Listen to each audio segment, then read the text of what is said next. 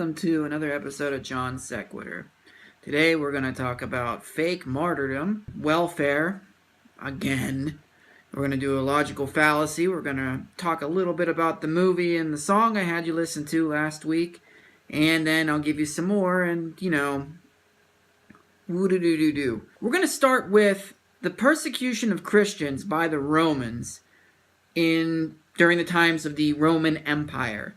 Now, it's told by a lot of people that the Romans were literally like searching out Christians and actively killing them, but that's not quite what happened. Sure, it's not cool to kill people for their beliefs no matter what, and it's shitty no matter the small or large amount of people that were killed during this time, but it wasn't the complete genocide that some people would make it out to be. In fact, up until Nero in 64 BC? Or AD, 64, it just says the year 64. Up until then, there weren't anybody going after Christians that often, especially in Rome. It never happened.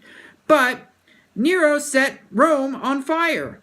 And he didn't want to take blame for it, so he blamed it on Christians and started, murdering them legally or executing them, depending on your worldviews, because they committed an act against the state, which they didn't, but it was an easy scapegoat. Later on, more emperors started doing the same thing. Domitian did, Trajan really did, Herod did. And then in about 264, Diocletian came around and just started being a douchebag. Like a real douchebag. He's like killing them left and right. But like immediately afterwards, Alexander the Great shows up. Is that right? Alexander the Great? Sure. Alexander the Great shows up, and he's like, hey, Christianity's legal. And suddenly Christianity became the official religion of Rome, who was busy murdering the shit out of Christians. Now, sometimes the trials would be like, dude, just light some incense and you're good. You're fine. But people were so excited about martyrdom. So in Asia, a whole bunch of Christians were being killed. The governor was killing them as, an execution. He executed a few, but as a few demanded it, they were like, we want killed! Come on, we want to be martyred! And he was like, you wretches, if you want to die, you have cliffs to leap from and ropes to hang by. This attitude was sufficiently widespread for church authorities to begin to distinguish sharply between solicited martyrdom and the more traditional kind that came as a result of persecution. So these people would be tried, and the Asian governor was like, we're not gonna kill you. Why? And they're like, no, you have to. Please, make me a martyr. That kind of sounds familiar. I can't put my finger on exactly why that sounds familiar. But people wanting to die? Or to be persecuted even. Don't know why that sounds familiar to me. But it does. Must be my imagination.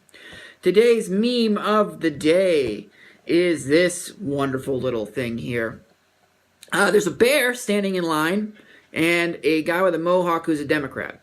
Sorry, we're not allowed to feed the bears because you'll become dependent and never learn to fend for yourself. And behind him is a picture of Obama and it says food stamp president. Okay, first of all, at the time that Obama was president, I was working a minimum wage job and also working a job with a handyman. I was working 2 jobs. I still could not afford to pay for rent, groceries, gas, heat, water, everything. I couldn't afford to pay for everything. And I had the option to get food stamps, to get assistance, but I didn't. You know why I didn't? Oh, by the way, I had a mohawk too.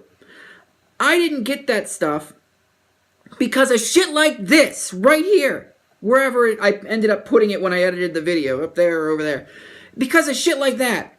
Because I was worried because I was a 25-year-old kid. I was like, I'm going to be ostracized by society if I get food stamps. I have a better idea. I'm going to steal my fucking food. And I did. I stole the food. Does that make you feel better about me? Probably not. Well, but it's made for people like you. Fuck you.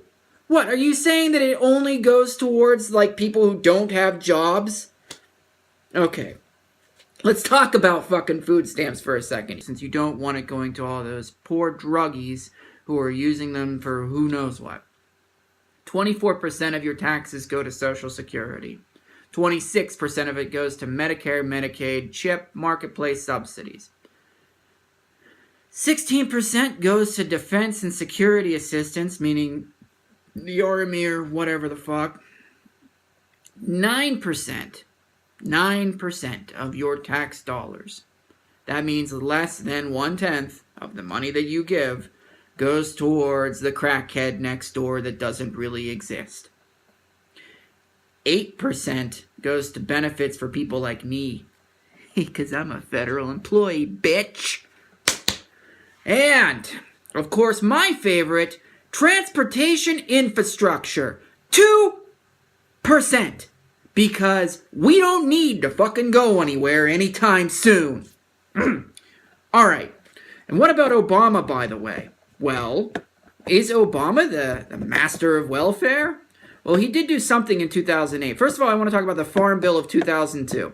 It restored the eligibility of food stamps to qualified aliens who have been in the United States, restoration of eligibility for immigrants receiving certain disability payments for their children, adjusting the standard deduction to vary by household size and index each year for inflation, reforming the quality control systems by basing financial sanctions on consecutive years of high error rate, replacing enhanced funding for states with low error rates, providing states with several options to simplify the program, cutting EBT funding while eliminating the requirements of targeting those funds towards something, and eliminating the cost neutrality requirement for EBT systems. That was all taken away by the Farm Bill of 2008, which it increased the commitment of federal food assistance programs by more than $10 billion over the next years. In efforts to fight stigma, the law changed the name of the federal program to the Supplement Nutritional Act Program, or SNAP. So in order to stop the stigma associated with getting food stamps, it was changed to SNAP. Is that what it means by I'm sorry, I need to reread this again. The food stamp president? Because the food stamp president changed the name of the fucking thing to the SNAP! Fuck! Alright, on to the logical fallacy. Black or white fallacy. You presented two alternative states as the only possibilities when in fact more possibilities exist. Also known as the false dilemma, this insidious tactic has the appearance of forming a logical argument, but under close scrutiny, it has become evident that there are more possibilities than either or choice that is presented. Binary black or white thinking doesn't allow for many different variables, conditions, and contexts in which there would exist more than two possibilities put forth. It frames the argument misleadingly and obscures rational, honest debate. Example they give. While rallying support for his plan to fundamentally undermine citizens' rights, the supreme leader told the people they were either on his side or they were on the side of the enemy. Simple thing, because I'm a Penguins fan, it would be this simple. You either like the Flyers or you hate the Flyers. What about people who don't know who the Flyers are? What about people who are indifferent about the Flyers? What about people who love the Flyers? What about people who moderately dislike the Flyers? There's varying levels. No, there are not. You either love or hate the Flyers. And that, friends, is the black or white fallacy. Now, last week I told you to watch Primer. Did you like it? Did you figure it out? Go on Wikipedia sometime and look at the timeline for that movie. It is insane, isn't it? I mean, which one of the people were left alive at the end? Which copy? Which of the 25 clones that they made is still alive? Okay, and also the song Deadbeat Holiday by Green Day. Now, we all know they did American Idiot, but before that they did Warning. Warning is a little bit like a precursor to American Idiot. It's very good, it's very underrated, and it doesn't have the fast, upbeat pop punk that they had in the early 90s, but you know what? It's a good album, it's underrated. So this week, I would like you to watch the movie Moneyball. Watch Moneyball. It's a fun movie. Watch Moneyball. And the song I'd like you to listen to is Bitchin' Camaro. Because my dad made me listen to it like 2 weeks ago. And it turns out the Dead Milkmen are a very good band. We'll talk about that next week. Hope we all had fun today. I know I did. I know I love screaming. And the neighbors love it when I scream. And I'm sure you love it when I scream. All right. Facebook.com/John Sequitur. That might be what it is. There's a group there. Go to that group. And we have live discussions where you can throw me more memes and I'll tear them apart. Or we'll talk about random shit like comets hitting the earth and spreading the world of living everywhere, you know, like life from comets. If you weren't on the group, you missed it. And also we talked about the Monarch Project. Yeah, I didn't really get anywhere with that. Okay, join it. See you then. Bye.